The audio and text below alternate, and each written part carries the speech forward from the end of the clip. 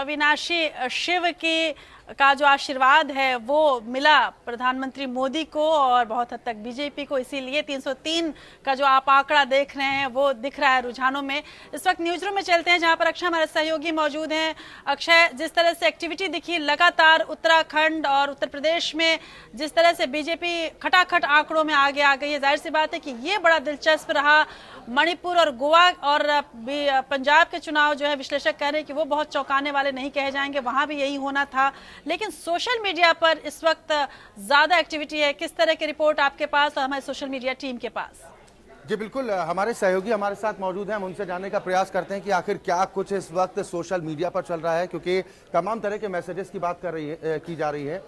उषा, मैं आपके पास आऊंगा, क्या कुछ ट्रेंड करता हुआ इस वक्त नजर आ रहा है सोशल मीडिया पर? मैं आपको बता दूं कि जो सोशल मीडिया है वो जब से चुनाव शुरू हुए हैं तब से ही सोशल मीडिया काफ़ी एक्टिव रहा है। चाहे आप 2016 में देख लीजिए कि किस तरह से मोदी जी ने जिस तरीके से परिभाषित किया था स्कैम को कि एस से समाजवादी पार्टी, सी से कांग्रेस, ए से अखिलेश, एम से मायावती, तो ये कहीं ना कहीं बहुत ट्रेंडिंग रहा। और जब अभी फिलहाल अखिलेश ने जो बोला कि आप गधों का प्रचार मत कीजिए, महानायक है जो, ये भी काफ़ी ट्रेंड में रहा। और अखिलेश का जो टैगलाइन है, उनका काम बोलता है, ये बहुत ट्रेंड में रहा। और उनका जो प्रचार है कि जो अभी फिलहाल गायत्री प्रजापति का मामला जो उछला था, ये ट्रेंडिंग में रहा। उनका घरेलू कलह बहुत ट्रेंडिंग में रहा। तो कहीं ना कहीं सोशल मीडिया ने इस पूरे चुनाव में बहुत इंपॉर्टेंट रोल प्ले किया। कितने किसको वोट मिल रहे हैं, क्या क्वेश्चन चल रहे हैं, क्या कितने लोग एक्टिव हैं, ये बहुत इंपॉर्टेंट रहा। तो सोशल मीडिया कहीं ना कहीं इसमें बहुत इंपॉर्टेंट रोल उन्होंने प्ले किया। जी बिल्कुल, मनीष जी भी हमारे साथ मौजूद हैं, हमारे वरिष्ठ सहयोगी हैं। मनीष जी, सोशल मीडिया का बेहद अहम योगदान रहा है, क्या कुछ देखते हैं? स्टार्टिंग से अगर बात की जाए तो आज नतीजों का दिन है, सोशल मीडिया का क्या योगदान देख रहे हैं इस बार के चुनाव? सोशल मीडिया का योगदान 2014 के लोकसभा चुनावों से ही काफ़ी देखा जा रहा है भारत के चुनावों में, और हर वक्त सोशल मीडिया पे सबकी नज़र रह रही है। बीएसपी जैसी पार्टी जो कभी सोशल मीडिया पे नहीं थी, इस विधानसभा चुनाव में सोशल मीडिया के लिए काफ़ी एक्टिव रही है। और मोदी जी ने कई चीज़ें बोली, जैसे कारनामे बोलते हैं। अखिलेश की पार्टी ने कहा तो मोदी जी ने कह दिया कारनामा बोलता है, काम बोलता है कि जगह कारनामे बोलते हैं।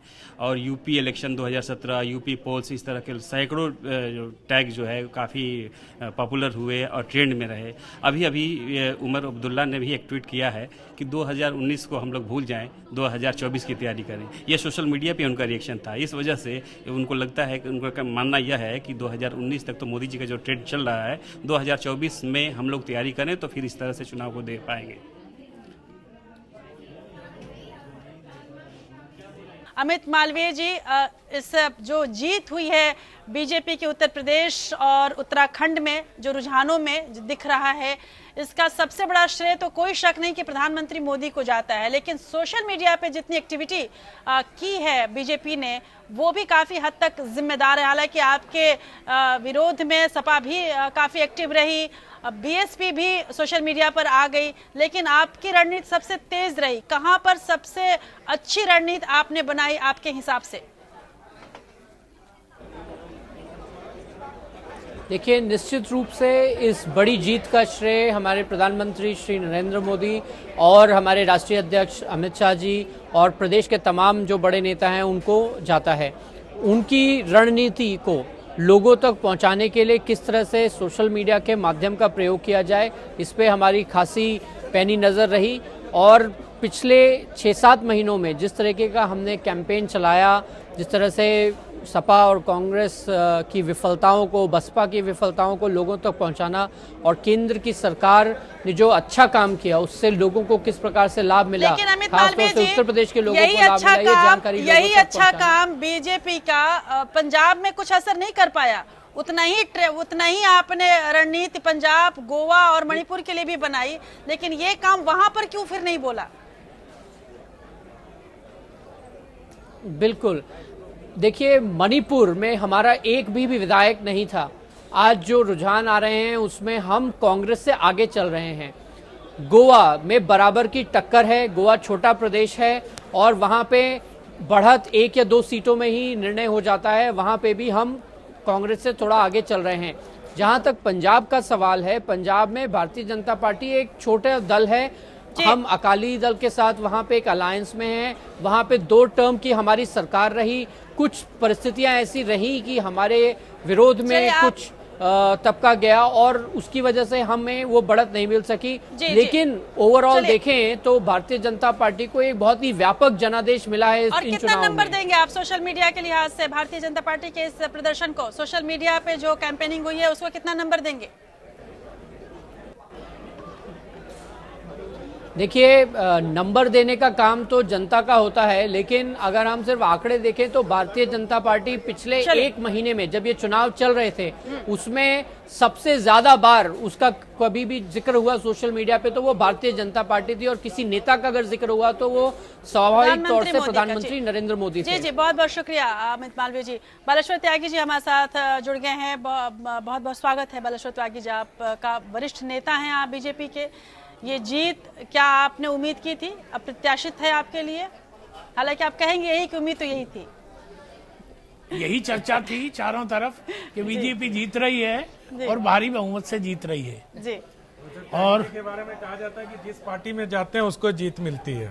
नहीं, लकी- मैं तो लकी बीजेपी मस्क- में रहा हूँ ये तो सदैव शुरू से। से ही बीजेपी में रहे हैं। मैं तो पैदा हुआ राजनीति में तो बीजेपी में ही तो हूँ मैं- तभी से। वो अच्छा, राजपाल राजपाल त्यागी, माफ कीजिए। माफी चाहूँ, माफी चाहूँ। बालेश्वर त्यागी जी के बारे में एक और बात बताऊं कि ये उत्तर प्रदेश के अंदर जब कल्याण सिंह सरकार में मंत्री थे, राजनाथ सिंह की सरकार में मंत्री थे और गृह विभाग इनके पास था, मैं इनको देखता था ये पैदल हमेशा अपने घर से जाया करते थे विधानसभा, और इन्होंने एक पैसे जेब खर्च नहीं लिया और ये कभी मंत्री के घर में शिफ्ट नहीं किए, और अक्सर मैं इनको देखता था कि कोई भी मिलना चाहे जाके मिल सकता था। बीजेपी की उस मुख्यमंत्री के सबसे पसंदीदा मंत्री माने जाते थे जी। जी बिल्कुल। बालेश्वर त्यागी जी, यहाँ से जो बात अब आगे बढ़ रही है, कल्याण सिंह के सरकार का मॉडल बार बार प्रधानमंत्री मोदी ने सबके सामने रखा और ये कहा कि यदि बीजेपी की सरकार बनती है तो कल्याण सिंह मॉडल, यानी कि जिस सरकार में आप खुद थे, वो मॉडल सामने आएगा।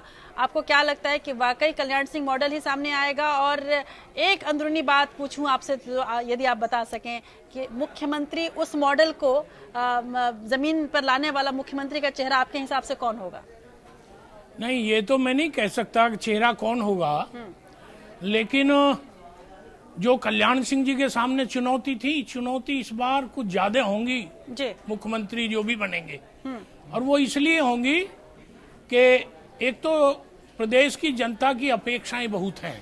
जी जो जनादेश मिल रहा है वो अपेक्षाओं को एक तरह से बहुत बीजेपी पर हावी कर रहा है। जी दूसरी बात यह है, जो मैं बहुत खराब बात बीजेपी के कहना चाहता हूं, जी कि 1/4 बीजेपी में वो विधायक होंगे जो दूसरे दलों से आए। तो बीजेपी के जो कल्याण सिंह जी की सरकार में बीजेपी के जो विधायक थे वो सब बीजेपी के वर्कर थे। जी जी तो वो अनुशासन की मर्यादाओं में और पार्टी की नीतियों के संबंध में उनका दृष्टिकोण स्पष्ट था। जी लेकिन इस बार के मुख्यमंत्री को ये चुनौती भी स्वीकार करनी पड़ेगी। बिल्कुल। और एक बड़ी बात कही आपने कि जिस तरह से तमाम अन्य दलों से भी नेता आ गए हैं यहाँ पर, उन सभी को एक धारा में समेट कर चलाना भी एक बड़ी चुनौती रहेगी, और सत्ता की लड़ाई तो अपने आप में चुनौती रहेगी। इस वक्त एक बड़ी खबर आ रही है बख्शी साहब, 42-42 का आंकड़ा हो गया है पंजाब में दोनों ही दलों का। तो एक अभी तक जो लग रहा था कि अकाली दल बहुत पीछे चल रही है और बीजेपी बहुत आगे चल रही है, क्या समझा जाए कि पासा पलट भी सकता है? और पंजाब में जी अभी एक जो छोटी सी खबर आ रही है कि वो रुझानों में 42-42 का आंकड़ा चल रहा है। उनके हिसाब से उनका ये कहना है कि अगर हम जोड़ लें आप आम आदमी को और अकाली को एक साथ, तब कांग्रेस के मुकाबले कहाँ खड़े होते हैं। जी तो ये लक्ष्य रहा। ये अगर ऐसा होता है तो क्या समझा जाए कि उतनी नाराजगी नहीं थी जितने की उम्मीद की जा रही थी? ये देखिए, ये एक समीकरण जो सोचा भी जा रहा है, ये दूर की कौड़ी। आंकड़े की बात है बस। क्योंकि जिस तरह से अकाली दल खासकर बीजेपी और आप में जी सदा है, जी तो मुझे नहीं लगता ये कभी ऐसा समीकरण बन सकेगा या बनने की बोलना शुरू है। और अकाली दल तो शुरू से ही इस बैटल को खो चुका था। हम लोग का जी। ब्रेक हो चुका है। एक जिस तरह से करप्शन और ड्रग्स एक बड़ी खबर अभी आ रही है, वो भी मैं बता दूं कि गोवा के मुख्यमंत्री चुनाव हार गए हैं, परिणाम आ गया है। हमने आपको पहले ही बताया था कि वो पीछे चल रहे हैं और काफी बड़ा मार्जिन है। अब पहली हार बीजेपी को देखने को मिली है गोवा में। गोवा के सीएम लक्ष्मीकांत पार्सेकर चुनाव हार गए हैं। और लक्ष्मीकांत पार्सेकर से प्रधानमंत्री मोदी की नाराजगी पहले ही झलकने लगी थी जब वो गोवा पहुंचे थे और एक कार्यक्रम में, और पार्सेकर उनके सामने लगातार हाथ जोड़कर बैठे रहे और उन्होंने ध्यान तक नहीं दिया था उन पर। तभी से उनके रिपोर्ट से प्रधानमंत्री मोदी खुश नहीं थे। और इस वक्त हमारे साथ हमारे सहयोगी अभिलाषा जुड़ गई हैं स्टूडियो बी से, जहां पर तमाम अन्य पैनलिस्ट भी मौजूद हैं जो कि आम लोगों से भी जुड़ते रहे हैं, मिलते रहे हैं और उन तक लगातार रिपोर्ट भी पहुंचती रही है। बनारस से लेके और गोरखपुर से लेके मेरठ तक और गोवा और पंजाब और मणिपुर तक। किस तरह के क्विक रिएक्शंस में चाहूंगी अभिलाषा आपके साथ तमाम पैनलिस्टों की? राशि जी, और यहाँ पर उत्तराखंड से जुड़े हुए भी लोग हमारे साथ हैं। पूर्व आईएएस हैं कृष्णा आर्या हमारे बीच, और महेंद्र प्रसाद आर्या हैं जो कि रिटायर्ड चीफ इंजीनियर दिल्ली से हैं। आम आदमी पार्टी पर भी हम उनसे चर्चा करेंगे कि क्या गवर्नेंस को लेकर जो उसकी कोशिश थी कि वही मॉडल, दिल्ली मॉडल वो गोवा और पंजाब में पेश करे, लेकिन उस हिसाब से सफलता मिलती हुई नहीं दिख रही है। हमारे साथ काफ़ी लोग हैं, उन सभी से एक एक करके तारुफ कराऊंगी और सवाल भी रखेंगे। सबसे पहले उत्तराखंड पे एक क्विक रिएक्शन ले लें। हमारे साथ पीसी टम्टा जी भी हैं, राजनीतिक विशेषज्ञ यहाँ पे। सबसे पहले सर मैं आपसे जानना चाहूँगी कृष्णा आर्या जी कि उत्तराखंड के नतीजों को आप कैसे देखते हैं? गवर्नेंस को लेकर लगातार सवाल उठ रहे थे और क्या माने, गवर्नेंस में कमी रही हरीश रावत की, अपनी दोनों सीटों पर वो भी पीछे हैं, या फिर बीजेपी ने जो सेंध लगाया कांग्रेस में उसी की वजह से कामयाबी मिली है? जो नतीजे आ रहे हैं उत्तराखंड के मामले में कोई अप्रत्याशित बात नहीं है। पहले से ही लोग समझ रहे थे कि ये गवर्नमेंट ज़्यादा पॉपुलर नहीं है और लोगों की आशाओं और उनकी अपेक्षाओं के मुताबिक नहीं काम कर पा रहा। आपदा प्रबंधन एक फैक्टर रहा है इसमें? हाँ, बहुत ज़्यादा भ्रष्टाचार बहुत है और लॉ एंड ऑर्डर भी कोई बहुत अच्छा नहीं था। तो इसकी वजह से जो है लोगों में निराशा थी इस गवर्नमेंट के वक्त, और बदलाव बहुत जरूरी था, सबको यही लग रहा है। पीसी टम्टा जी, दूर दराज के जो इलाके हैं उत्तराखंड के, ये कहा गया कि उनकी अनदेखी हुई, क्या ये एक वजह रही है कि हरीश रावत ने जितने वादे किए वो नहीं निभाए गए और यहाँ पर बीजेपी को लीड मिली? हरीश रावत जी वादे तो बहुत करते हैं और निभाते कम हैं। उनके पार्टी में भी सब जितने भी पहले एमएलए भी थे, जो भी काम कराने जाते थे, वादे सबसे करते थे, काम नहीं करना। इसमें सीधा एक रियलिटी चेक, क्योंकि कांग्रेस की महिला ब्लॉक प्रेसिडेंट हमारे बीच हैं हेमा जी जो बातें कही जा रही हैं कि वादे खूब किए हरीश रावत ने, पूरे नहीं किए, इस वजह से बीजेपी को जीत मिली है। आप क्या कारण बताना चाहेंगे? बिल्कुल यही, हरीश रावत जी ने जो वादे किए थे वो पूरे नहीं किए, इसी कारण बीजेपी की सरकार आगे वहां आ रही है। और जनता सबसे ज़्यादा परेशान इसलिए थी क्योंकि हरीश रावत जी खुद उनके एरिया के होते हुए उनके लिए काम नहीं करके इधर उधर की बातों में ज़्यादा ध्यान दे रहे थे। यही कारण है सबसे ज़्यादा उत्तराखंड में कि वहाँ पे बीजेपी सबसे आगे चल रही है। ब्लॉक प्रेसिडेंट रही हैं तो ब्लॉक लेवल बहुत ही अहम होता है, आला कमान तक जो ग्राउंड रियलिटी है वो पहुँचाने के लिए। किस तरह का, क्योंकि हमारी चर्चा में भी ये बात सामने आ रही थी कि आला कमान तक बात पहुंचाने में ही बहुत दिक्कत हो जाती है, क्या ये एक जो गैप रहा है वो वजह है कि नेतृत्व सही नहीं मिला? देखिए जी, नेतृत्व तो मैं ये नहीं कहूँगी क्योंकि नेतृत्व में बहुत सारी चीज़ें आ जाती है। ये भी नहीं कह सकते कि सरासर की उनका नेतृत्व गलत रहा। ये एक जस्ट लाइक स्कूल जैसा भी है, और स्कूल में जो बच्चे पढ़ते हैं हर बच्चा कोई फर्स्ट भी नहीं आता है, और रहिए जो पीछे रह जाते हैं ये नहीं कह सकते कि उन्होंने मेहनत नहीं करी। मेहनत तो उन्होंने भी करी है, बट जो रिजल्ट आए हैं अब क्या कहना, ये आपके सामने। कांग्रेस की ब्लॉक प्रेसिडेंट खुद ये मान रही हैं कि जो वायदे निभाए गए थे वो पूरे नहीं हुए और ग्राउंड लेवल पे वो सबसे अहम रोल निभा गया। अगर हम सोशल मीडिया की बात करें राशि जी, तो इस बार हरीश रावत हमें बिल्कुल एक जायंट अवतार में दिखे, जो उनका कैंपेनिंग का तरीका था बाहुबली के तौर पे दिखे थे। महिपाल जी हमारे साथ हैं जो कि आईटी एक्सपर्ट हैं और सोशल मीडिया कन्वेनर हैं। आपसे जानना चाहूंगी कि उत्तराखंड के सोशल मीडिया कैंपेन को आप कैसे देखते हैं? गाना बीजेपी ने भी लॉन्च किया, बिल्कुल फोक सॉन्ग को उन्होंने इम्पोर्टेंस दिया, लेकिन आप कैसे देखते हैं हरीश रावत क्या सोशल मीडिया पर अब वो रंग नहीं दिखा पाए? मैं सिर्फ जो है कि उत्तराखंड के कॉन्टेक्स्ट में नहीं कहूँगा, मैं सारे ओवरऑल इलेक्शन के बारे में बोलूँगा। जैसे आज के दिन में क्या है कि सोशल मीडिया और यूथ दो ये ऐसे स्पाइसी आइटम है, अगर आपने इन पे कब्जा कर लिया तो you will definitely win the election, any election, from lower election to the higher election, MP MLA like that. तो हमने क्या, जैसे यूपी की बात लेते हैं, हमने क्या है कि जैसे सभी के जीवन में उद्धार हो, सभी का जीवन सफल हो, सभी का जीवन उज्जवल हो, ऐसी भारतीय जनता पार्टी के नेतृत्व में आज देश की जनता का पूरा विश्वास है और मुझे पूरा आनंद है और पूरा विश्वास है कि प्रधानमंत्री नरेंद्र मोदी जी के नेतृत्व में, अमित शाह जी के नेतृत्व में जिस प्रकार से आज भारतीय जनता पार्टी ने विजय प्राप्त की है, अब आगे का समय विकास का समय होगा, प्रगति का समय होगा। उज्ज्वला से उज्जवल करते हुए पूरे उत्तर प्रदेश, उत्तराखंड, आगे और राज्यों के चुनाव के नतीजे भी आने बाकी हैं। हम एक पूरे देश में सबका साथ, सबका विकास और पंडित दीनदयाल उपाध्याय की जो हम सबको दी गई दिशा है, समाज में गरीब से गरीब व्यक्ति के प्रति जो संवेदना, जो चिंता की भारतीय जनता पार्टी का संकल्प है, उसकी दिशा को देखते हुए हमारा पूरा लक्ष्य रहेगा उत्तर प्रदेश, उत्तराखंड और साथ ही साथ पूरे भारत का ऐसा विकास हो जिसमें पूरा समाज, पूरे देश के हर नागरिक का जीवन सुधरे। इसमें हम सभी का तहे दिल से धन्यवाद करते हैं। उत्तर प्रदेश, उत्तराखंड और 5 राज्यों के जनता का धन्यवाद करते हैं उनके भारी समर्थन के लिए। हम अपने कार्यकर्ताओं को बधाई भी देते हैं, उनका धन्यवाद भी करते हैं। मीडिया के बंधुओं का भी धन्यवाद करते हैं जिन्होंने लगातार हमारी बात जनता तक पहुंचाई, जिन्होंने लगातार हमारे संकल्प को।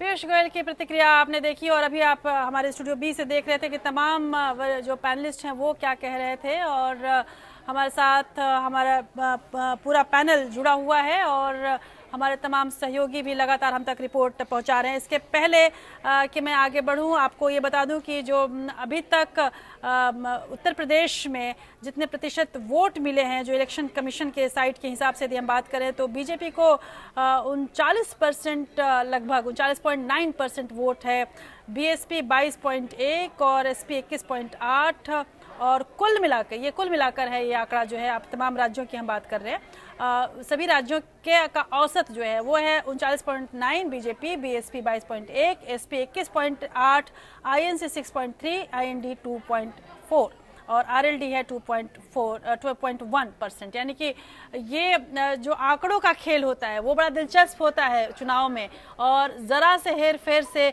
किसी के सर पर ताज और किसी के हाथ में हार आ जाती है। आपसे जानना चाहूंगी प्रदीप जी, ये जो आंकड़ा हम देख रहे हैं कि 39.9 है बीजेपी को और 22.1 है बीएसपी को, यानी कि उसने फाइट देने की कोशिश की है। 10% का लगभग अंतर है, लेकिन फिर भी बीएसपी के आंकड़े जो हैं वो रुझान में नहीं दिख रहे। देखिए क्या होता है कि अगर आपका 1% का फर्क हो जाए तो लगभग 16 सीटों का फर्क आ जाता है। अगर आप एक क्षेत्र में लड़ रहे हैं तब, यहाँ तो आप पूरे प्रदेश में बीएसपी लड़ रही थी, तो 1% का मतलब हो गया उनकी 80 सीटें चली जाती हैं। और इतने बड़े अंतर के बाद देखिए एक ही कारण से बीएसपी की 25 सीटें भी आ रही हैं। वो कारण ये है कि जहां जहां पर उनके जो वोटर्स थे, जहां वो जीत रहे थे, शायद वहां पर उनको वोट किए हैं, नहीं तो ये भी सीट नहीं आती। अनंत, आपसे जानना चाहूंगी कि कौन कौन से नाम आपके दिमाग में तुरंत जहन में आ रहे हैं जो चर्चा में हैं, उसके बाद उन नामों का विश्लेषण कर लिया जाएगा। बड़ा मुश्किल है कह पाना, क्योंकि बीजेपी में होता वही है जो अमित शाह और नरेंद्र मोदी चाहते हैं। और इन लोगों के अगर मुख्यमंत्री चुनने का इतिहास देखें तो इन लोगों ने बड़े चौंकाने वाले नाम दिए हैं। अगर आप देखें महाराष्ट्र में तो देवेंद्र फडणवीस कहीं रेस में नहीं थे, तमाम बड़े बड़े नेताओं के नाम आते थे, उनको उठा के रख दिया। हरियाणा में अगर आप देखें तो मनोहर लाल खट्टर को उठा के रख दिया। तो उत्तर प्रदेश में भी नाम चौंकाने वाले होंगे। हालांकि राजनाथ सिंह जी, कलराज मिश्र जी, तमाम तरह के केशव प्रसाद मौर्य, योगी आदित्यनाथ, ये सब नाम चल रहे हैं। लेकिन अमित शाह और नरेंद्र मोदी की राजनीति को बहुत करीब से देखने और परखने के बाद लगता है कि जो नाम रेस में चल रहे हैं या जिनकी चर्चा हो रही है उनमें से कोई नहीं बनेगा। जो चर्चा तो ये है, मैं जहां तक मानूं, कल मुझे किसी ने कहा कि ये जो संगठन मंत्री हैं वो बन सकते हैं, सुनील बंसल वो मुख्यमंत्री बन सकते हैं जी। तो किसी ने कहा कि मुख्यमंत्री पद के दावेदार मथुरा के विधायक होंगे, श्रीकांत शर्मा जी। किसी ने कहा सिद्धार्थनाथ सिंह होंगे। तो देखिए जो सारा ये मुझे देख के लग रहा है कोई भी ऐसा जो नॉन पॉलिटिशियन है उसको मुख्यमंत्री बनाना बहुत मुश्किल होगा, क्योंकि ये चुनाव मोदी ने जीता है, बीजेपी ने नहीं जीता है। अगर बीजेपी ने जीत हासिल की होती तो राजनाथ सिंह होते। जी। अब बीजेपी ने नहीं जीता है तो मोदी जिसको चाहेंगे वो बनेगा, और जिस तरह से चाहेंगे सरकार वहां की वैसे चलेगी, क्योंकि जनता का जो भरोसा है वो नरेंद्र मोदी में व्यक्त किया गया है, न कि किसी नेता के द्वारा, नेता के तौर एक चीज और जोड़ना चाहूंगा कि सवर्ण कोई नहीं होगा, जी। कि सवर्णों के मुख्यमंत्री बनने का दौर भारतीय राजनीति में लगभग खत्म हो चुका है। जी।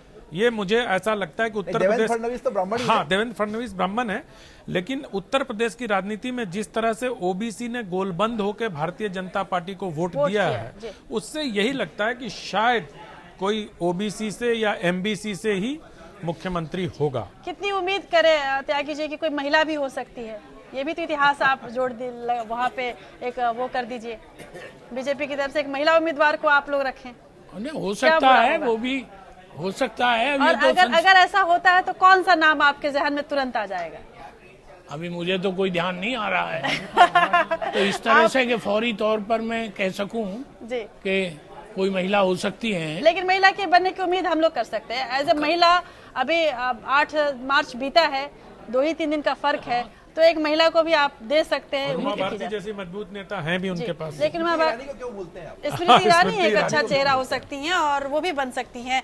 इस वक्त हमारे साथ विनय जी भी जुड़ रहे हैं और विनय जी के साथ तमाम पैनलिस्ट भी जुड़े। जब बात अब मुख्यमंत्री तक की हो गई है तो विनय जी से जरूर कमेंट चाहूंगे, लेकिन इसके पहले अरविंद गुप्ता हमारे साथ बीजेपी प्रवक्ता जुड़ गए हैं दिल्ली से, उनसे बात कर लूं। अरविंद जी, बहुत बहुत बधाई हो आपको, रुझानों के तौर पे मैं दे रही हूं। उत्तर प्रदेश में आपकी सरकार लगभग बन चुकी है, अखिलेश यादव ने राज्यपाल से वक्त भी मांग लिया है और वो त्यागपत्र अपना देने जा रहे हैं। जाहिर सी बात है कि उन्होंने अपनी हार स्वीकार कर ली है। हालांकि थोड़ी सी चिंता आपको पंजाब और गोवा को लेकर होगी, लेकिन अब चर्चा चल रही कि मुख्यमंत्री कौन हो सकता है वो तो अब देखा जाएगा, आपकी पार्टी निर्धारित करेगी। लेकिन इस जीत का श्रेय आप प्रधानमंत्री मोदी के अलावा और किसको देना चाहेंगे? देखिए, 3 चीजें। उत्तर प्रदेश का तो जो रिजल्ट्स हैं वो काफ़ी स्पष्ट हैं, बट पंजाब में भी जितना हमने लोगों ने राइट ऑफ किया था वो वैसा नहीं होगा, और हमें लगता है कि एक अच्छी ऑपोजिशन की तरह अकाली भाजपा गठबंधन जो है उभर के आएगा। हमें पूर्ण विश्वास है। उत्तराखंड में तो हम जीत रहे हैं, लेकिन मणिपुर और गोवा में भी हम जीतेंगे, और ये एक अच्छे 5 चुनावों के अंदर हम 4 चुनाव जीत के आगे निकलेंगे। दूसरा, जहां तक आपने बोला, ये मोदी जी की जो और भाजपा की जो प्रो पुअर पॉलिसीज हैं, जो मोदी जी की लीडरशिप है, क्रेडिबिलिटी है इस पूरे देश के अंदर, उनकी बात की जो विश्वसनीयता है और उनकी एक बिल्कुल pro poor development for all की जो फिलॉसफी है, ये उसकी जीत है। ये भाजपा की ऑर्गेनाइजेशनल स्किल्स की जीत है, और एक जो स्टॉलेस्ट लीडर है इस कंट्री का, नरेंद्र मोदी, ये उसकी विजन और उसकी ब्रांड की जीत है। तो ये बहुत मतलब बहुत सारे इसमें फैक्टर्स इकट्ठे काम किए हैं। ऑफ कोर्स मोदी जी इस देश के सबसे बड़े नेता हैं और ये इस जीत का बहुत श्रेय जाहिर सी बात है, और ये खुशी भी आप लोग को होगी। और तमाम जो प्रवक्ता हैं बीजेपी के, तमाम नेता हैं, वो इस जीत को सेलिब्रेट करने में भी लग गए। उत्सव सा माहौल हो गया और केसरिया होली मन गई है। हालांकि इस होली में 1-2 रंग थोड़े और मिलाने पड़ेंगे यदि गोवा और पंजाब ने संतुष्टि नहीं दी थी, और जो देती हुई दिख नहीं रही है। इस वक्त हमारे साथ हिमांशु मौजूद है। हिमांशु, आप यदि ग्राफिक्स के जरिए हमें बताएं कि किसका कद बढ़ा इस चुनाव में और किसका कद घटा, यदि इन आंकड़ों की बात करें तो? बिल्कुल, यहां पर अगर बात की जाए तो बीजेपी को काफी फायदा होता हुआ नजर आ रहा है। उत्तर प्रदेश की हम बात करें तो उत्तर प्रदेश में आप देख सकते हैं कि प्रधानमंत्री नरेंद्र मोदी काफी आगे पहुंच चुके हैं और 303 सीटें। कुछ अगर बात की जाए लोकसभा चुनावों की, तो लोकसभा चुनावों में भी ऐसा ही कुछ रिजल्ट निकल के सामने आया था और इतना नहीं सोचा था किसी ने, और बीजेपी यहां पर 303 सीट पर पहुंच चुकी है। वहीं अगर हम बात करें सपा कांग्रेस गठबंधन की, तो यहां 75 सीटों पर ये सिमटते हुए नजर आ रहे हैं। और वहीं हम अगर बात करें यहां पर मायावती की, तो मायावती बीएसपी यहां पर 25 सीटों पर सिमटती हुई नजर आ रही है। बहुत उम्मीदें यहां पर लगाई गई थी, लेकिन 25 सीटों पर यहां पर सिमटती हुई नजर आ रही है। उत्तर प्रदेश के यहां पर बात की जा रही है, और जो उत्तर प्रदेश में काफी जो बातें निकल के सामने आई थी, इतना नहीं सोचा गया था। वहीं उत्तराखंड की बात की जाए तो उत्तराखंड में आप देख सकते हैं, उत्तराखंड में बीजेपी 54 सीटों पर सबसे आगे पहुंचती हुई नजर आ रही है। 54 सीट्स पर बीजेपी यहां पर है, यानी पूर्ण बहुमत यहां पर पूरी तरह से नजर आ रहा है बीजेपी को। वहीं अगर कांग्रेस की बात की जाए, यहां पर हरीश रावत काफी कुछ कहते हुए नजर आ रहे थे कि वो वापस दोबारा आएंगे, लेकिन हरीश रावत 14 सीटों पर यहां पर सिमट गए हैं। पंजाब की हम बात करना चाहेंगे और पंजाब में बीजेपी यहां पर शिरोमणि अकाली दल और बीजेपी गठबंधन की बात करें तो यहां पर 22 सीटों पर सिमटते हुए नजर आ रहे हैं। यहां पर एक विपक्ष की भूमिका में होती हुई नजर आ रही है। कांग्रेस की बात करें, कांग्रेस को यहां पर बहुत बढ़त मिलती हुई नजर आ रही है। कांग्रेस 67 सीटों पर आ गई है और आम आदमी पार्टी, तमाम जो एग्जिट पोल्स निकल के सामने आए थे, आम आदमी पार्टी को बहुत बड़ी बढ़त मिलती हुई यहां पर नजर आई थी, लेकिन आम आदमी पार्टी को भी यहां पर झटका लगा है उसकी उम्मीदों को, और आम आदमी पार्टी 27 सीटों पर। लखनऊ स्टूडियो भी जुड़ चुका है और अक्षय हमारे साथ हैं।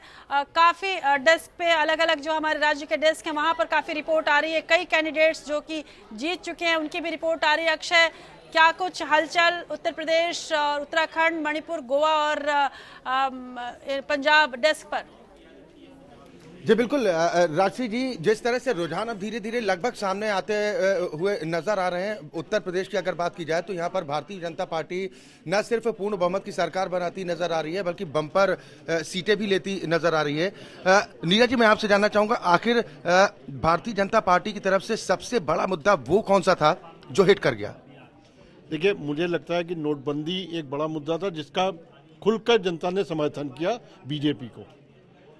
सब लोग ये कहते हैं नोटबंदी का नुकसान है, लेकिन आंकड़े आए, फिर उसका जो जनता ने समर्थन दिया उसने अपना मुहर लगा दी कि नोटबंदी बिल्कुल सही फैसला था। दूसरी रणनीति इनकी मुझे जो लग रहा है, जो क्या कहते हैं इनके अध्यक्ष अमित शाह की रणनीति थी, नॉन यादव ओबीसी और नॉन जाटव दलित, इन दोनों को अपने पक्ष में करने की रणनीति कहीं ना कहीं मुझे लगा अच्छी तरीके से काम कर गई है, जिसका फायदा बीजेपी को मिला इस चुनाव में। यानी कि जिस तरह से कहा जा रहा है कि फायदा मिला है भारतीय जनता पार्टी को और मोदी का विकास एजेंडा जो था वो शायद लोगों को पसंद आया है। पंजाब की हम बात यहां पर जरूर करेंगे। हमारे साथ हमारे वरिष्ठ सहयोगी लगातार मौजूद हैं। पंजाब में जिस तरह से भारतीय जनता पार्टी अकाली दल की स्थिति दिखाई जा रही थी, रुझानों में भी जो कुछ नजर आया था, अब स्थिति कुछ सुधर रही है अचानक से ये परिवर्तन?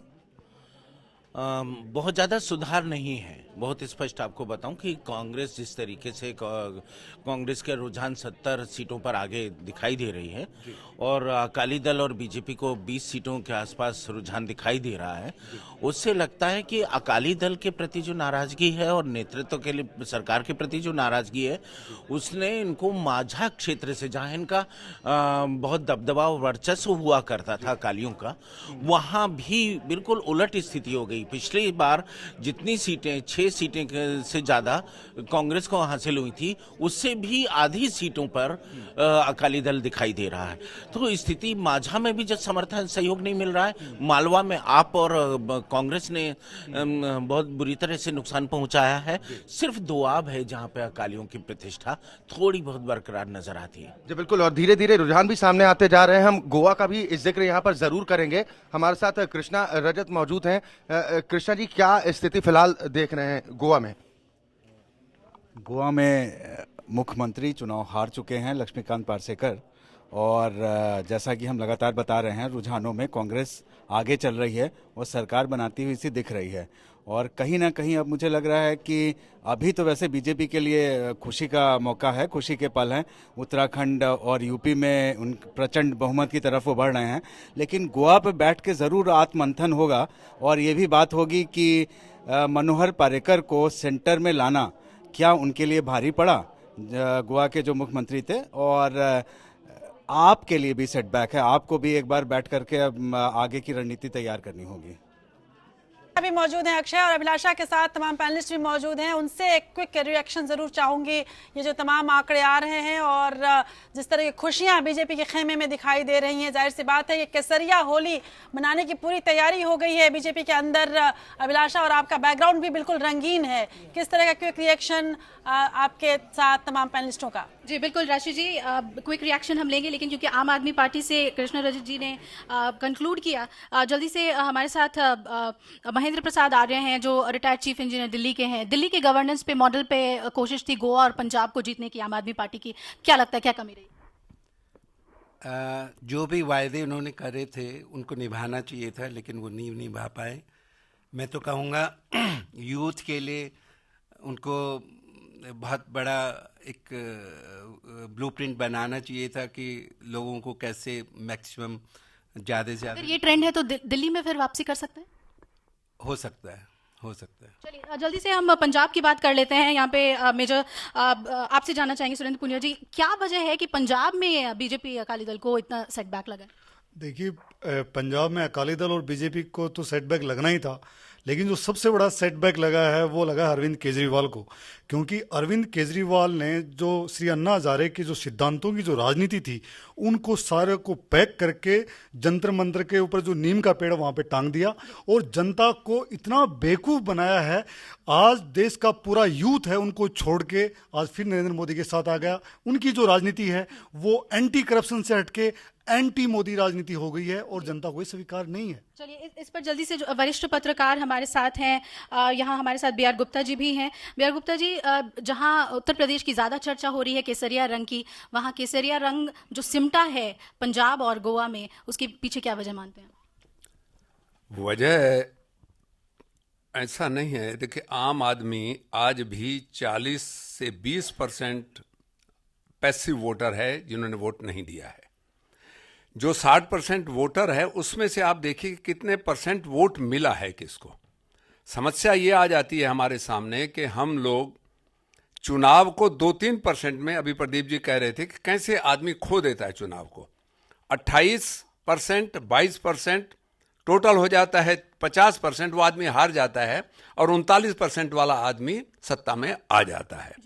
तो ये परसेंटेज का जो खेल है, हिंदुस्तान की डेमोक्रेसी का जो सिस्टम है, डेमोक्रेसी का, उस सिस्टम की कुछ खामियां हैं। इस पर ये अब भारतीय राजनीति के लोगों को इसके दर्शन पर सोचना पड़ेगा। बिल्कुल बिहार के ही तर्ज पर जो बात आपने कही। वरिष्ठ पत्रकार सतीश मिश्रा जी हैं हमारे साथ। सर, ये बताइए कि जहां पर सरकार बीजेपी की नहीं थी वहां तो ये कहा जा रहा है कि मोदी का जादू चला, लेकिन जहां बीजेपी की सरकार थी वहां क्या मोदी का जादू नहीं चला? नहीं, देखिए, ऐसा है कि हम पूरे चीज को एक से नहीं आंका जा सकता।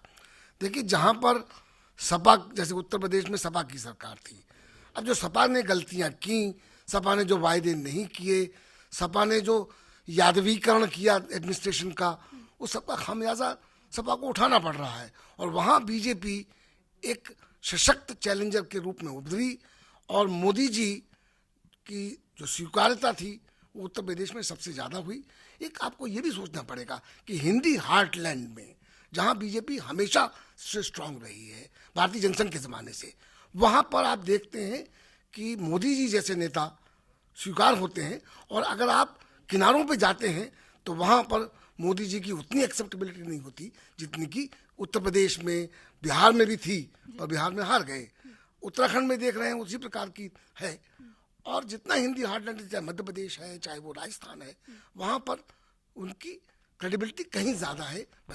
लेकिन गोवा की बात कर लें, हमारे साथ रामचरित निषाद जी हैं बीजेपी की। ये प्रतिष्ठा को एक चोट पहुंची है जहां पर आपका मुख्यमंत्री ही सीट गंवा देता है। देखिए, हम ऐसा नहीं मानेंगे, क्योंकि अभी आप उत्तर प्रदेश देख लीजिए। उत्तर प्रदेश से हम लोग जो अभी तक किसी मीडिया में या जो अब तक एग्जैक्ट पोल आए उसमें अगर किसी की भविष्यवाणी सही है तो हमारे माननीय राष्ट्रीय अध्यक्ष ही कहे थे हम 300 ऊपर जाएंगे। आप यूपी की बात कर रहे हैं, मैं गोवा की बात पूछ रही हूँ, जहाँ केसरिया रंग को देश में फैलाने की बात हो रही है, वहाँ आप सिमट गए। देखिए, वहाँ कुछ ऐसा स्थिति थी कि हमारे बीजेपी और संघ में एक थोड़ा सा चुनाव के पहले एक विवाद हो गया था। वो अगर आज ठीक हो गया होता तो शायद आज ये स्थिति नहीं आती। तो कहीं न कहीं थोड़ी सी हमें कहेंगे कि हमारे आपस के तालमेल में ये कमी रह गई है, इसी की वजह हम उसको मानते हैं। बाकी जनता ने तो पूरे हिंदुस्तान में 5 प्रदेशों में जिस तरह से माननीय मोदी जी और बीजेपी के साथ। आपकी बात से ही मैं सीधा अमरीश मिश्रा जी के पास आऊंगी, जो इतिहासकार और राजनीतिक विशेषज्ञ हैं, जो पारंपरिक वोटर्स हैं। गोवा की बात करें, बीजेपी की अच्छी वहां पर पैठ है, जो पारंपरिक वोटर्स है वहां पे, कैथोलिक वोटर्स की भी मैं यहाँ पर बात कर रही हूँ। क्या वजह लग रही है कि वहां पर नुकसान हुआ है? देखिए, वहाँ पर गोवा में बीजेपी की एक तरह से राजनीतिक हार हुई है और वहाँ की जो इंटरनल डायनेमिक्स है उसमें अंदर से आरएसएस बीजेपी में खुद इतना बड़ा डिवीजन था कि वो उनको कोई भी वो एक क्रेडिबल ऑल्टरनेटिव या कोई स्लोगन नहीं दे पाए। हम लोग डिमोनेटाइजेशन पे बहुत ज्यादा चर्चा नहीं कर पा रहे हैं, क्योंकि लेकिन लगातार कहा जा रहा था कि डिमोनेटाइजेशन वो सबसे बड़ा मसला होगा जो इस बार के चुनाव में देखने को मिलेगा। चलिए अभिलाषा, मैं आपके पास आऊंगी। इस वक्त लखनऊ स्टूडियो हमारे साथ तैयार है और वहाँ के तमाम पैनलिस्ट भी तैयार है। कई तरह की बड़ी खबरें उनके पास हैं विनय जी के पास। विनय जी, ओवर टू यू। राजश्री जी, मैं इस समय जिस तरह से माहौल चल रहा है पूरे देश का, उससे जोड़ना चाहूंगा। और जो 4 नए पैनलिस्ट हमारे साथ जुड़ गए हैं, सबसे पहले उनका परिचय करा दूं। हमारे साथ नरेंद्र सिंह राणा साहब हैं, जो भारतीय जनता पार्टी की तरफ से प्रतिनिधित्व कर रहे हैं इस समय, और चेहरा काफी खिला हुआ है। और दुष्यंत त्रिपाठी जी हैं, जो कि कांग्रेस का पक्ष रखेंगे, चेहरा मुरझाया हुआ है और सीधे तौर से कह रहे हैं कि अब मेरे लिए ये बोलने का वक्त है कि किसका काम बोल गया, अखिलेश यादव का या राहुल गांधी का। साथ ही आसिफ बकार साहब अभी बने हुए हमारे साथ, एकदम शुक्ला साहब हमारे साथ हैं। सबसे पहले दुष्यंत त्रिपाठी जी, किसका काम बोला है इस समय? माइक आपके पास है। प्रजातंत्र में जब जनता जिस पार्टी के साथ होती है उस पर बहुत टिप्पणी नहीं की जा सकती है। हम अपने इस हार को स्वीकार करते हैं और निश्चित तौर पे हम ये भी उम्मीद करते हैं कि जनता ने भारतीय जनता पार्टी को जिस तरह से भारी बहुमत से जिताने का काम किया है, अब उनके ऊपर भी ये जिम्मेदारी बनती है कि जो जनता की अपेक्षाएं हैं, बहुत सारे वायदे जो उन्होंने किए हैं, अब उसको पूरा करें। लोकतंत्र में तो हार जीत होती रहती है, हम इसको नकार नहीं सकते हैं।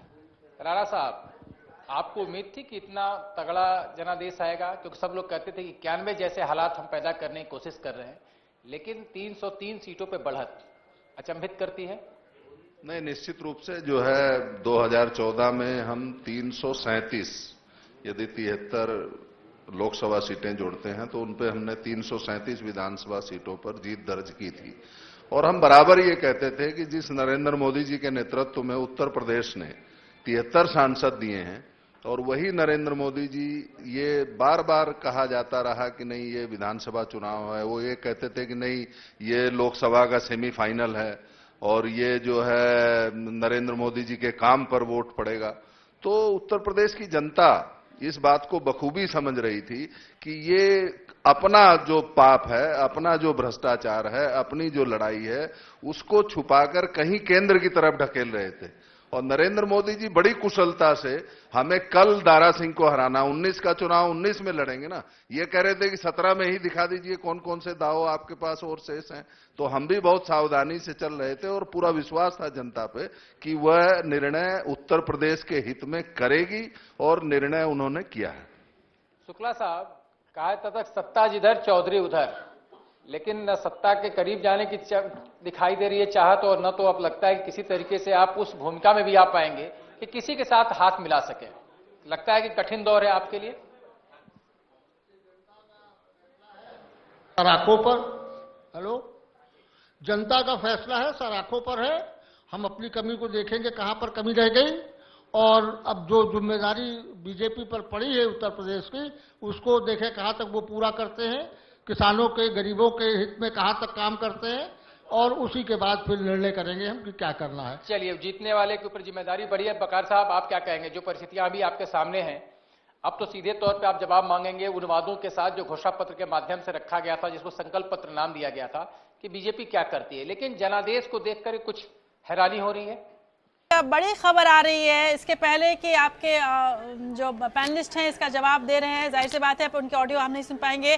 बड़ी खबर ये आ रही है कि मुख्यमंत्री पद के लिए मनोज सिन्हा ने, जो मनोज सिन्हा टेलीकॉम मिनिस्टर हैं अभी, उन्होंने दावा ठोका है कि वो भी मुख्यमंत्री बन सकते हैं। गौरतलब है कि इसके पहले योगी आदित्यनाथ ने भी कहा था कि मुझ में भी गुण हैं। राजनाथ सिंह के खेमे से भी आवाजें आने लगी थी कि राजनाथ सिंह को भी मुख्यमंत्री बनने में कोई गुरेज नहीं है। अब नया चेहरा आया है मनोज सिन्हा का, जो पहले से भी अपनी कई बार इच्छा जता चुके थे और कह भी रहे थे कि लगातार मैं मेहनत कर रहा हूँ और इसका कोई तो नतीजा मिलना चाहिए और पूर्वांचल से ही मुख्यमंत्री बनना चाहिए, और मैं पूर्वांचली हूँ। तो ऐसे में क्या समझा जाए, इस पर पैनल, आपके पैनल का जो रिएक्शन है, जो प्रतिक्रिया है हमारे पैनल की, वो जरूर लेना चाहूंगी विनय जी आपके द्वारा। राणा साहब, आप ही के पास आऊंगा, क्योंकि बात ओबीसी, अति पिछड़ा, अति दलित की बात हो रही थी और मनोज सिन्हा साहब ने दावा ठोका है, तो क्या माना जाए? भारतीय जनता पार्टी का मुख्यमंत्री वही होगा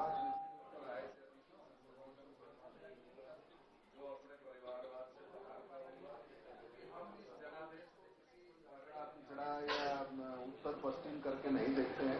ये जनादेश उत्तर प्रदेश जो भी व्यक्ति जिसको थोड़ी सी तकनीकी खराबी वहाँ पर और ऑडियो की थोड़ी सी प्रॉब्लम। इस बीच में कि हमारे साथ एक और अच्छे मेहमान जुड़े हैं, नए मेहमान राजू पारुलकर हमारे मुंबई ब्यूरो से जुड़ रहे हैं। राजू जी, बहुत स्वागत है आपका एपीएन पर। और अभी अभी शिवसेना ने और बीजेपी के बीच जैसी टक्कर बीएमसी में दिखी थी और ये उम्मीद किया जा रहा था कि उत्तर प्रदेश में जिस तरह के रुझान आ रहे थे और तमाम अन्य जो राज्य हैं वहाँ पर जो रुझान आ रहे थे, ठीक वैसे ही कुछ हुआ है। एग्जिट पोल में के हिसाब से ही रिजल्ट अब आ रहे हैं। किस तरह से आप लेंगे इन तमाम परिणामों को और अब शिवसेना के सामने क्या विकल्प देखते हैं आप, क्योंकि काफ़ी नाराजगी उसने जाहिर की थी बीजेपी से?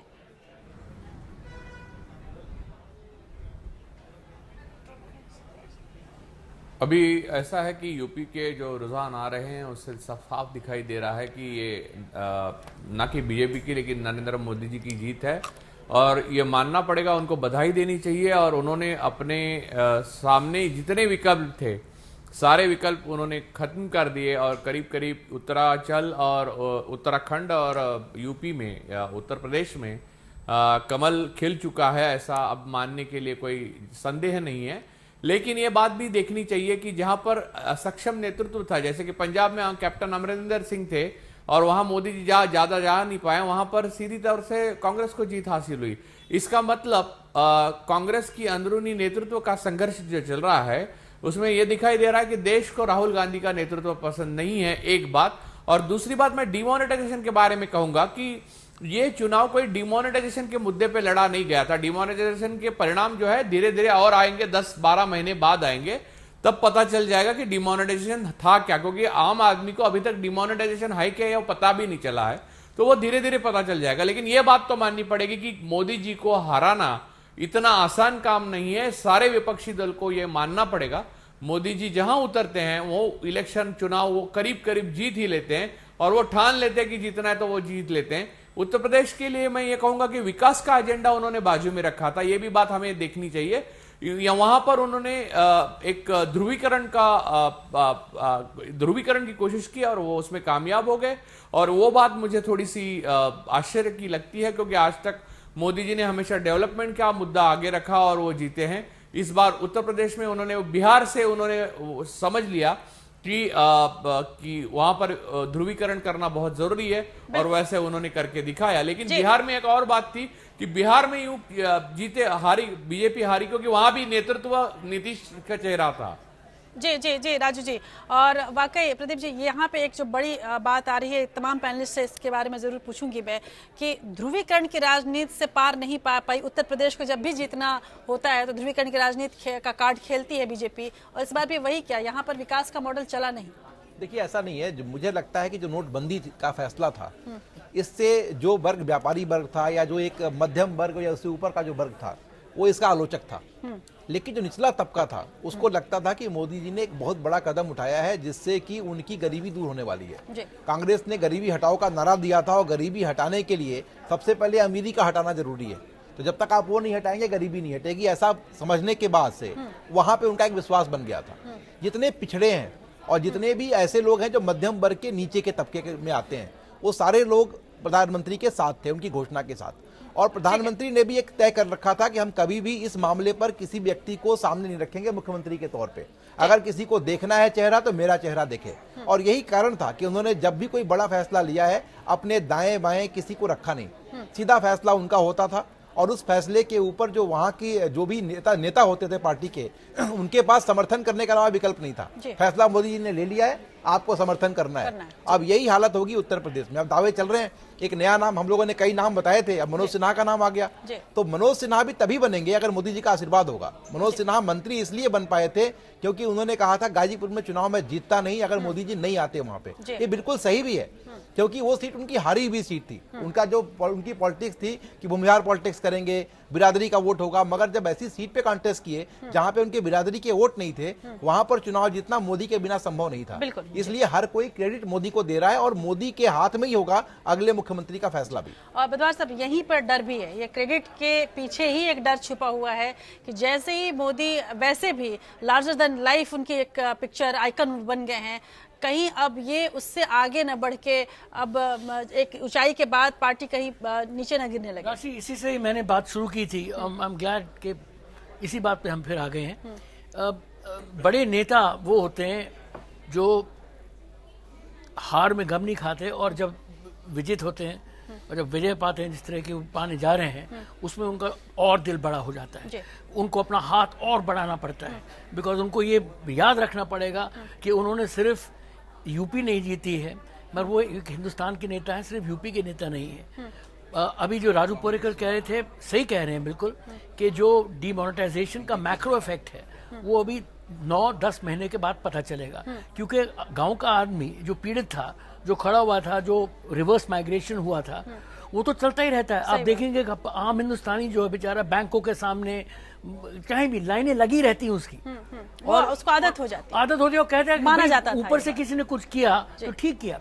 मगर ये बात बिल्कुल सही है, और ये बात देखिए, जहां तक मैंने देखा था ये इलेक्शन, ये विकास पे नहीं फाइट हुआ था। इसमें सापा और कांग्रेस ने ज्यादातर तवज्जो दिया था कास्ट पे और रिलीजन पे, कि उन्होंने ये दोनों जोड़े थे, यादव और कांग्रेस वोट। और इन्होंने पहली बार जो अयोध्या नहीं कर पाया, और उसके बाद देखिए 2014 से थोड़ा बहुत पोलराइजेशन जैसे कि शुरू थे। देखिए जैसे कि आप देखेंगे कि जैसे कि वो मैरिज क्या कहते थे, लव जिहाद एटसेट्रा, तमाम टर्म्स आए, और ये एकदम ही जुड़ के ना तो एक बड़ा रिजल्ट परिणाम ये हिंदू कंसोलिडेशन जो इन्होंने अचीव की है, ये मेरे ख्याल में अडवाणी जी की रथ यात्रा ने भी नहीं कर पाई है। बिल्कुल, ये इसका नतीजा। क्विक रिएक्शन बख्शी साहब आपसे भी। देखिए, एक तो जो लार्जर देन लाइफ आप बता रहे हैं, तो क्योंकि हम लोग के पॉलिटिक्स में अभी तक कोई दिग्गज नेता जैसे जवाहरलाल नेहरू हुए या इंदिरा गांधी हुई, उस टाइप के अभी तक बहुत दिनों से नहीं आए हैं। तो हम लोग एक ऐसी पर्सनैलिटी को देख के कुछ घबरा से रहे हैं, लेकिन हिस्ट्री दिखाती है कि ऐसा नहीं है। और दूसरा, जहाँ तक ध्रुवीकरण की बात है और विकास की बात है, ये विरोधाभास नहीं है इसमें। ध्रुवीकरण अगर जो एसपी और कांग्रेस और बीएसपी ने किया, तो अपने आप दूसरा भी ध्रुवीकरण हो जाता है, ऑटोमेटिक, ठीक है ना। लेकिन विकास करना, उसमें ध्रुवीकरण नहीं हो सकता। बिल्कुल। और तो इसीलिए वो अपील करता है और हर मुद्दे को अपील करता है, और ये रिजल्ट्स दिखा रहे हैं कि लोगों ने अनेक विविधता में एकता दिखाई है। बिल्कुल। अनंत, छोटी सी बात मैं जोड़ना चाहता हूँ सिर्फ 2 सेकंड के लिए, कि मुझे एक और बात दिख रही है इसमें से, शायद ये ट्रेंड शुरू हो सकता है कि रीजनल पार्टीज जो हैं वो सिस्टम में से सक आउट हो रही हैं, और फिर आप पॉसिबली देखेंगे कि 2 नेशनल पार्टीज, कांग्रेस भी अभी नेशनल पार्टी है, कि शायद ये 2 पार्टी सिस्टम यहाँ पर फिर इमर्ज करना शुरू हो जाए। जी, अनंत विजय आपसे क्विक रिएक्शन इस पे। ध्रुवीकरण इस बार बीजेपी ने बहुत स्मार्ट तरीके से किया, और बड़े मुद्दों को पहले दंगे हो जाते थे, इस तरह से होते थे, इस बार वो नहीं हुआ। बहुत सटल तरीके से बीजेपी ने ध्रुवीकरण करने की कोशिश की। जैसे तमाम दबाव के बावजूद बीजेपी ने एक भी मुसलमान उम्मीदवार को टिकट नहीं दिया। इससे उन्होंने अपने हिंदू वोटरों को ये संदेश दे दिया कि हम आपकी पार्टी हैं, आप हमारे साथ मजबूती से खड़े रहिए। चुनाव परिणाम या संकेत जो मिल रहे हैं, ये इस ओर इशारा कर रहे हैं कि ये पोलराइजेशन हुआ। दूसरी तरफ आप कब्रिस्तान और शमशान वाली बयान को भी देखें अगर, तो बहुत ही कायदे से ये समझाने की कोशिश की गई, छोटे छोटे ध्रुवीकरण किए गए। इस बार कोई बड़ा प्लान, कोई बड़ी योजना या कोई बड़े दंगे नहीं हुए जिसकी वजह से ध्रुवीकरण हो पाता। स्थानीय स्तर पर ध्रुवीकरण की कोशिश की गई, और मुझे लगता है कि बीजेपी ने इसको अपने रणनीति के तौर पर इस्तेमाल किया, और जो उनके रणनीतिकार थे उन लोगों ने ये तय किया कि इस बार की जितनी भी हमारी ध्रुवीकरण की कोशिश होगी, जो बगैर किसी आलोचना के, बगैर बहस के केंद्र में आए, हम अपने वोटर तक उसको पहुंचा पाए। और ये अब यहाँ पे आपसे एक प्रतिक्रिया चाहूंगी कि आपने बीजेपी की पुरानी राजनीति भी देखी है और अभी नई तरह की राजनीति भी आप देख रहे हैं, कितना फर्क पाते हैं? आप क्या समझते हैं कि उस राजनीति को ज्यादा नंबर देना चाहिए था जो अटल बिहारी वाजपेयी किया करते थे, या इस राजनीति को ज्यादा नंबर देना चाहिए जो प्रधानमंत्री मोदी कर रहे हैं? बात यह है कि नरेंद्र मोदी जी के सामने जो परिस्थितियां हैं वो उस तरह की बीजेपी के सामने कभी नहीं। आज सारा मैदान बीजेपी के सामने खुला है। अभी जो पैनलिस्ट बता रहे हैं ध्रुवीकरण, सच बात यह बीजेपी ने कोई ध्रुवीकरण का प्रयास नहीं किया है। जो समाजवादी पार्टी और बहुजन समाज पार्टी ने तुष्टीकरण किया प्रदेश में, क्रिया के विपरीत प्रतिक्रिया हो गई है। उसकी स्वाभाविक प्रतिक्रिया है। बिल्कुल। आप जो अभी अपने प्रदीप जी डिमोनेटाइजेशन की बात कर रहे थे, तो सच बात यह है कि गरीब आदमी ये कह रहा था कि बड़े आदमी का इलाज हो गया, बहुत अच्छा मोदी जी ने बिल्कुल। काम और किया है। इस वक्त इलाज वाकई हो गया है सपा और सपा का, ये तो दिख रहा है। बाकी बड़े आदमी का इलाज हुआ चाहे नहीं हुआ, उत्तर प्रदेश में सपा का इलाज हो गया है। हमारे साथ विनय जी भी मौजूद है, उनके साथ पैनलिस्ट भी मौजूद है। तमाम तकनीकी खामियां जो हैं उसको अब दुरुस्त कर ली गई है। विनय जी, किस तरह की प्रतिक्रिया आपके यहाँ और किस तरह की चर्चा आपके यहाँ चल रही है, वो जरूर हम लोग देखना चाहेंगे। देखिए, सबसे पहले आशीष, जो खास तौर से प्रबुद्ध वर्ग के लोग हैं उनको जोड़ूंगा कि पैनलिस्ट की बात तो हो गई थी, लेकिन तमाम ऐसे लोग हैं जो कि खास हैं उत्तर प्रदेश की भी नजर में। आईवी सिंह साहब, परिणाम जिस तरह से आते हुए दिखाई दे रहे हैं, क्या कहेंगे पहले आप? मुझे लगता है कि बीजेपी ने इलेक्शन बड़ी नीतिगत ढंग से लड़ा, और जो अन्य पार्टियां थीं जो मुसलमान वोट के पीछे ज्यादा पड़ गईं, उसकी वजह से पोलराइजेशन हो गया और इसमें बीजेपी की जीत हुई। सीपी राय साहब, क्या कहेंगे? आप तो समाजवादी चिंतक हैं, समाजवादी नेता भी हैं, समाजवादी पार्टी से क्या रिश्ता है तो आप बता पाएंगे। परिणाम क्या कह रहे हैं? नहीं, मैं समाजवादी पार्टी कार्यकर्ता भी हूं, जब तक निकाल न दिया जाए। और जहां तक परिणाम का सवाल है वो तो सामने आ चुका। सबसे पहले बीजेपी को बधाई इस जीत के लिए, और इस उम्मीद के साथ कि जो अहंकार बाकी लोगों में था वो अहंकार वहां देखने को न मिले, संयम कायम रहे, वादे पूरे किए जाएं।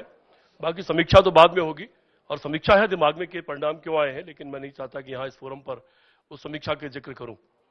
ये अगर मैं पार्टी की दृष्टि से बात करूं, कार्यकर्ता की दृष्टि से, तो हमारे लिए निश्चित तौर पर एक बहुत बड़ा आत्मचिंतन का वक्त है।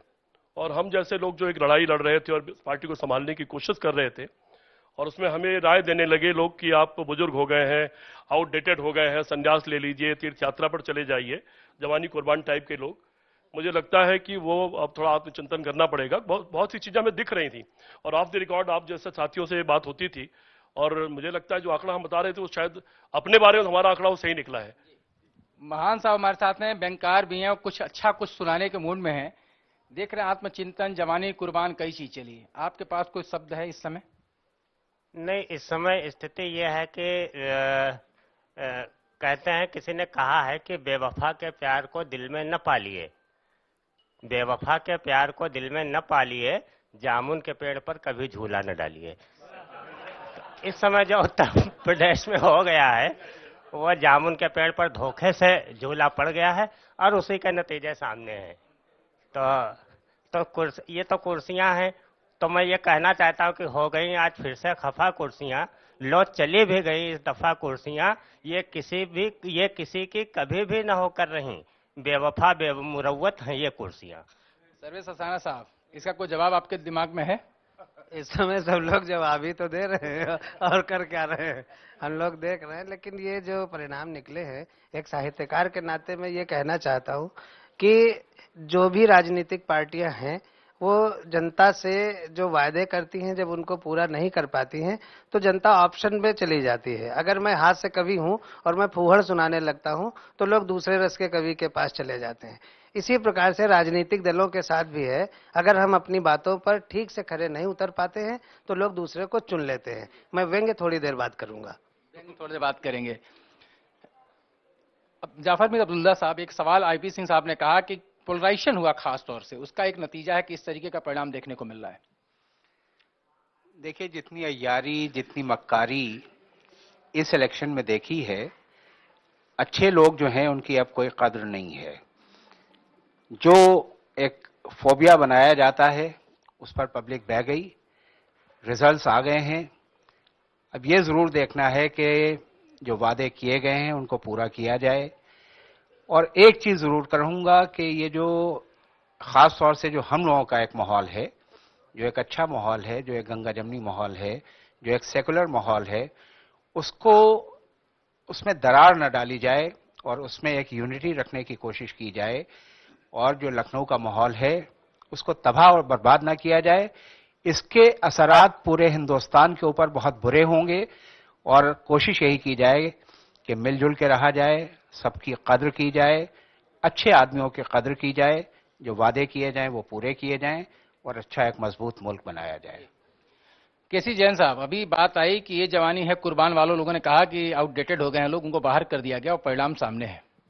नहीं, देखिए बहुत सारी चीजें रही, केवल ये जवानी कुर्बान और इनको पुराने लोगों को बाहर कर दिया जाए। अब देखिए 2012 में जो सरकार समाजवादी पार्टी ने बनाई तो वही यूथ और युवा था जिसने संघर्ष करके 2012 में सरकार बनाई। एक खबर और दे दें कि उत्तराखंड में हरीश रावत जो खुद मुख्यमंत्री थे और अब चुनाव खुद अपना हार रहे हैं और ये सीट से चुनाव हार गए, हरिद्वार सीट से चुनाव हार गए हैं। तो ये बड़ी खबर अपने आप में है कि जिस तरीके से हरीश रावत के व्यवहार से सब खफा होकर के ज्यादातर लोगों ने कांग्रेस छोड़ दी और भाजपा में चले गए थे, आज खुद वो अपना चुनाव हार गए हरिद्वार सीट से। एक बड़ी खबर है उत्तराखंड से। क्या कहेंगे मौलवी साहब आप, क्योंकि सबके नजर में एक चीज देखी जा रही है कि भाजपा में होता है, उत्तराखंड में भी देखिए हरीश रावत चुनाव हार रहे हैं, यहाँ पे जो स्थितियां हैं वो आपके सामने है। नहीं, देखिए मुझे लगता है कि जो कंडीशन हिंदुस्तान की है और जो बेरोजगारी है, तो जनता को एक उम्मीद नजर आती है और इसी वजह से बहुत जल्दी वादों पर भरोसा कर लेना, ये हमने 2014 में भी देखा था और यही 2017 के रिजल्ट भी सामने आ रहे हैं। सवाल इस बात का नहीं है कि अखिलेश सरकार ने क्या किया, सवाल है कि अभी मैं सुबह कोई चैनल देख रहा था तो उसमें यह बात आ रही थी कि अखिलेश ने काम किया है लेकिन वोट हम मोदी को देंगे। तो अगर ये आपके अंदर की चीज आ जाए, ऐसा क्यों? मुझे लगता है कि ये एक सेंट्रलाइज जो कर दिया है और ये बात जो बार बार आ रही है कि जब सेंट्रल में जो सरकार होगी और अगर वो स्टेट में होगी तो विकास ज्यादा बेहतर हो सकेगा। तो मुझे लगता है कहीं ना कहीं ये रीजंस हैं जिसकी वजह से लोग इनको चुन रहे हैं। जी, हमें लगता है कि ये जो ये कब्रिस्तान और शमशान की बात आई, ये लोग चुनाव जीत रहे हैं, ना कि विकास मुद्दा बनकर चुनाव जीत रहा है। अगर विकास मुद्दा बनकर चुनाव जीतता तो वास्तव में माननीय अखिलेश यादव ने जितना काम किया इतना काम पहले कभी नहीं हुआ। पिछले चुनाव में आपने शेर की बात की थी, इस चुनाव में आपने गधे की बात कर दी, इसे भी तो एक नतीजा देखने को मिला था। एक मिनट, कुछ और मेहमान जो हमारे साथ जुड़े हुए हैं लंबे समय से, उनके पास आना चाहूंगा। परिणाम अब सामने आ रहे हैं सबके सामने, जिस तरह की चीजें निकल कर आई हैं उसके मुताबिक आपको क्या लगता है जो चीजें अभी जनता जनादेश दे रही है उस पर अब ज्यादा चुनौती बीजेपी के लिए है? हाँ, बीजेपी के लिए चुनौती इसलिए भी है क्योंकि अगर आप पिछले 5 साल के अगर आंकड़े देखिए ग्रोथ के, तो ये इन नतीजों से एक चीज बड़ी साफ है कि जनता ने ऐसे सारे जो भी non governance, non performance, caste equation based politics, secular communal based politics, इन सब को बहुत रिसाउंडिंग तरीके से इनको हराया है। पिछले 5 साल के आंकड़े आप देखिए तो उसके अंदर आप बहुत साफ निकल के आता है कि उत्तर प्रदेश की अपना स्टेट जीडीपी नेशनल जीडीपी से लगातार पिछले 5 साल में 1.5 से 2% से पिछड़ रहा है। अगर नेशनल जीडीपी 4.32% था तो स्टेट जीडीपी 2.32% था। आज अगर नेशनल जीडीपी 7.93% है तो स्टेट जीडीपी 6.83% है। विकास बहुत बड़ा मुद्दा है और यही चुनौती रहेगी अब आने वाली सरकार की। संक्षेप में चारों खास मेहमान समझना चाहूंगा। राणा साहब, सबसे बड़ी बात यह है कि आपसे एक बात है कि लोग कह रहे हैं शमशान और कब्रिस्तान का मुद्दा रहा, बीच में गधे की भी बात आई, आखिरकार जनता का जनादेश किस बात पर रहा? देखिए, चाहे जनता को विपक्ष हो या वो तथाकथित जो मैं कहता हूं अमेरिका से आ गए हों या वो यहां बैठ के जिसको एक मॉडल टेबल पर चुनाव की हार जीत की बात करते हों, भारत की जनता, जैसा मौलवी साहब ने कहा, वो अपना विकास देखती है और बदले हुए भारत को, भारत की जनता को देखना चाहिए। 35 वर्ष से कम आयु के 80 करोड़ युवा हैं जो अपना 35 करोड़ इंटरनेट का इस्तेमाल करते हैं, 35 करोड़ स्मार्टफोन और 50 करोड़ इंटरनेट। विनय जी, वो एक दूसरे से शेयर करते हैं। वो आपको अपने लगता है देश कि को विकास के मुद्दे पर वोट पड़ा, शमशान कब्रिस्तान मुद्दा नहीं पड़ा? 100% विकास पर वोट हुआ है और उत्तर प्रदेश के भविष्य पर वोट हुआ। दुर्जन जी, विनय जी, आपने देखा होगा कि उत्तर प्रदेश के पूरे विधानसभा चुनाव में चाहे वो मोदी जी रहे हों या अमित शाह जी रहे हों, उन्होंने कभी अपने केंद्र की कोई उपलब्धि नहीं गिनाई, अलावा इसके कि कैसे वोट पोलराइज किया जाए, चाहे वो संप्रदाय के नाम हो और या जातियों के नाम पे। तो वोट तो पोलराइज हो गया। और जहां तक उत्तर प्रदेश उत्तराखंड की बात है, दोनों को आप एक करके देखें, यह एक तरह की प्रयोगशाला थी जहां से बीजेपी जनसंघ के समय से ही देखिए और आज वो आगे बढ़ रही है। लेकिन अब वो जिम्मेदारी जवाबदेही भी है कि जो मोदी जी ने कहा था कि हम हर साल 2 करोड़ लोगों को रोजगार देंगे, अब वो जनता और ये भी जानना चाहे कि अब तो उत्तर प्रदेश भी आपके हाथ में है। अब देखें आप मंदिर का मुद्दा आप कहां तक ले जाते हैं, इसको छोड़ते हैं या आगे ले जाते हैं, क्योंकि प्रदेश और केंद्र में दोनों की आपकी सरकार बन गई है। चलिए, अब आपका कोई बहाना नहीं होगा। मुद्दा क्या रहा बकार साहब? देखिए, हमारा मुद्दा आपका नहीं, अब तो जनता ने जनादेश दे दिया, बीजेपी को पसंद किया, तो बीजेपी का कौन सा सब मुद्दा पसंद आ गया जनता को? बीजेपी का कोई मुद्दा पसंद नहीं आया है। माननीय प्रधानमंत्री जी ने एक मैसेज देने की बात की कि राज्यसभा में बहुमत चाहिए, एक इशारा किया कि राष्ट्रपति चेंज हो रहा है, और जब तक राज्यसभा में बहुमत नहीं होगा वो जो इनकी जन भावनाएं हैं, इनकी पार्टी के लोगों की, उस पर खरे नहीं उतरेंगे। मैं उस बात में नहीं जाना चाहता, जनादेश आ गया है। एक बात बोल दूं कि हम लोग सियासी योद्धा हैं।